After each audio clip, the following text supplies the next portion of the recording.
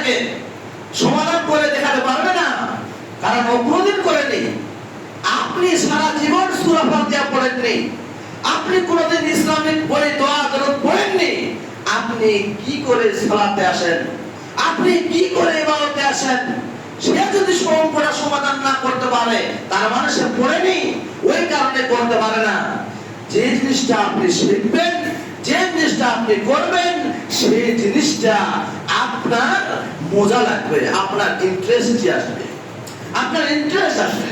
যখন ছেলেটা 1 থেকে 8 অবধি অঙ্কটা করতে করতে করতে করতে 8 যখন এটা অঙ্ক দিবেন, তখন সে আস্তে আস্তে আস্তে করে ফেলবে, তখন ইন্টারেস্ট সে পাবে, তার মধ্যে একটা টেস্ট আসবে, তার মধ্যে মজা আসবে, পড়াশোনাটা আসবে, তার মধ্যে চাহিদা আসবে। যখন আপনি তাকে না পড়াশোনা করে ডাইরেক্ট ওখানে দিই, তাহলে তার ইন্টারেস্ট আসবে না, মজা করবে না, সে পালাতে চাইবে, সে ভাগিয়ে দিতে চাইবে, তার উপর চাপ দিলেও পারবে না। তাহলে দেখুন, আমরা যে আজকে ইসলামিক সমাজে বসবাস করি, আজকে আমরা পড়ছি, আজকে আমরা আমাদের পড়াশোনা কোথায়, আজকে ইসলামিক শিক্ষার জ্ঞানটা কোথায়? কই, আমাদের মধ্যে তো দেখা যাচ্ছে না। অথচ নবী করিম সাল্লাল্লাহু আলাইহি সাল্লামকে আল্লাহ পাক রব্বুল আলামিন কুরআনুল কারীম থেকে যেই প্রথম বার্তাটা পাঠাচ্ছেন, সেটাকে বলা হচ্ছে পড়ো। ইকরা বিসমি রাব্বিকাল্লাযী খালাক।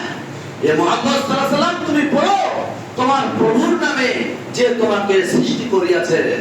কেন পড়তে বলা হলো? কেন, কি কারণে আগে পড়তে বলা হচ্ছে? কারণ আগের শিক্ষার প্রয়োজন। মানুষের সামনে দাঁড়াতে গেলে, মানুষের সামনে কথা বলতে গেলে, মানুষের সামনে বিবেক আচরণ দিয়ে কথা বলতে গেলে আগে যেমন শিক্ষার প্রয়োজন, আগে যেমন শিক্ষার প্রয়োজন, অনুরূপ ভাবে আপনার শিক্ষার প্রয়োজন। ওই জন্য আল্লাহ পাক রব্বুল আলামিন কুরআনুল কারীমের মধ্যে নবী করিম সাল্লাল্লাহু আলাইহি সাল্লাম বলেন, ইকরা বিসমি রাব্বিকাল্লাযী খালাক। হে মুহাম্মদ সাল্লাল্লাহু আলাইহি সাল্লাম, পড়ো তোমার প্রভুর নামে যে তোমাকে সৃষ্টি করিয়াছে। তাহলে বোঝা যায়, কোরআন থেকে বোঝা যাচ্ছে যে আপনি পড়বেন। শুধু তাই নয়, আমাদের আপনাদের পড়া একান্ত প্রয়োজন। যদি আমরা পড়ি, তাহলে আমরা আল্লাহ পাক রব্বুল আলামিনের আদেশ নিষেধকে চিনতে পারবো, নচেত আপনি চিনতে পারবেন না, না হলে আপনি চিনতে পারবেন না। যদি আপনি পড়েন, কারণ আপনি সুনাউল্লাহ, আপনি শুনে চলে যাচ্ছেন, আমি বোকাউল্লাহ, আমি বোকা চলে যাচ্ছি, কিন্তু আপনি শুনে মূল্যায়ন করতে পারেন না। মূল্যায়ন ততক্ষণ অবধি হবে যতক্ষণ আপনি বই খুলবেন। শুধু তাই নয়, আল্লাহ পাক রব্বুল আলামিন 114টি সূরার মধ্যে একটা সূরার নাম সূরাতুল জুমার, সেখানে 9 নম্বর আয়াতে আল্লাহ পাক রব্বুল আলামিন নবীকে দিয়ে বলেছেন, নবী করিম সাল্লাল্লাহু আলাইহি দিয়ে বলেছেন, কি বলছেন? কুল হাল ইস্তাবিল লাযিনা ইয়ালামুনা ওয়াল লাযিনা লা ইয়ালামুন। হে মুহাম্মদ সাল্লাল্লাহু আলাইহি ওয়াসাল্লাম, তুমি বলো, যারা জানে এবং যারা জানে না, তারা কি সমান হতে পারে? যারা জানে এবং যারা জানে না, তারা কি সমান হতে পারে? না, সমান হতে পারে না। ওটা আপনার বিবেক বলবে সমান হতে পারে না। আল্লাহ পাক রব্বুল আলামিন সূরা জুমারের 9 নম্বর আয়াতে সেখানে বলছে, কুল হাল ইস্তাবিল লাযিনা ইয়ালামুনা ওয়াল লাযিনা লা ইয়ালামুন। অর্থাৎ যারা জানে এবং যারা জানে না, তারা কোনোদিন সমান হতে পারে না। উদাহরণ, যেমন রাত্রি অন্ধকার আলো এক হতে পারে না, সাদা কালো এক হতে পারে না, চক্ষুওয়ালা এবং অন্ধওয়ালা ব্যক্তি এক হতে পারে না। অনুরূপ ভাবে আপনি জানেন না আর যারা জানে তারা এক হতে পারে না। অতএব আমাদের জানতে হবে, আমাদের কচিকাচাদের জানতে হবে, আমাদের সমাজের ছেলে মেয়েদেরকে আজকে যারা আমরা মস্তিষ্কের মধ্যে রেখেছি যে আমরা আজকে ছেলে মেয়েটাকে পড়াশোনা করে ইঞ্জিনিয়ার বানাবো, ব্যারিস্টার বানাবো, উকিল বানাবো, আজকে চাকরি বাকরি করবে, এই সমস্ত মস্তিষ্কের মধ্যে যারা হাজার হাজার টাকা খরচা করে আজকে পড়াচ্ছেন, পড়ান আমি মানা করিনি, কিন্তু আপনাকে বলছি, আপনাকে প্রাথমিক শিক্ষাটা দিন, আপনি ইসলামিক জ্ঞানের শিক্ষাটা দিন। এটা ফরজ। কেন? রাসূলুল্লাহ সাল্লাল্লাহু আলাইহি ওয়াসাল্লাম বলেছেন, তালাবুল ইলমি ফরিজাতুন আলা কুল্লি মুসলিম।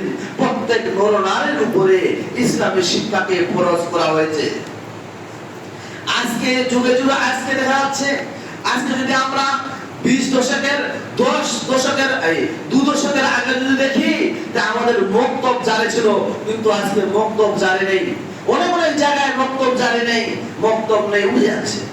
তাহলে দেখুন, এই সাধারণ শিক্ষাকে যদি আমরা এই শিক্ষাকে প্রাধান্য না দিই, তাহলে সেই ছেলে মেয়েটা, সেই গার্জিয়ানটা যেখানে বেহায়াপনার কাজ হয় সেটা সে বাড়াতে পারে না, সেখানে গিয়ে আরো শামিল হবে, সেখানে গিয়ে সে আগে তালমিল লাগিয়ে সেখানে বেহায়াপনার কাজটা করার জন্য সেখানে সে তালমিল লাগিয়ে সেটাকে করবে।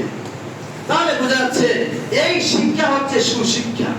এটাই হচ্ছে ইসলামের শিক্ষাটা, সুশিক্ষা, যেটা আপনার মধ্যে আদেশ নিষেধ, আল্লাহর আদেশ নিষেধকে মানে ডিফারেন্স করতে শেখাবে, সেটাই হচ্ছে ইসলামের শিক্ষা। সেই শিক্ষাকে আজকে আমরা মাটি দিয়ে, গোবর দিয়ে আজকে আমরা জেনারেল শিক্ষায় সুশিক্ষিত হচ্ছে, কিন্তু উচ্চ মাধ্যমিক পড়ে পড়ে ছেলেটা চলে যাচ্ছে পাঞ্জাব, কাশ্মীর, দিল্লি, হরিয়ানা, রাজস্থান। তাহলে আপনার এই সমস্ত টাকা খরচ করে আপনার লাভটা কোথায় হলো? আপনার লাভটা কোথায়?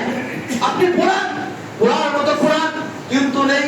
আপনাকে বলতে যাচ্ছিলাম যে রাসূলুল্লাহ সাল্লাল্লাহু আলাইহি ওয়াসাল্লামের কোরআন এবং সহিহ সুন্নাহ থেকে যে প্রমাণ হচ্ছে যে ইসলামের শিক্ষাই সুশিক্ষা, ইসলামের শিক্ষাই সুশিক্ষা।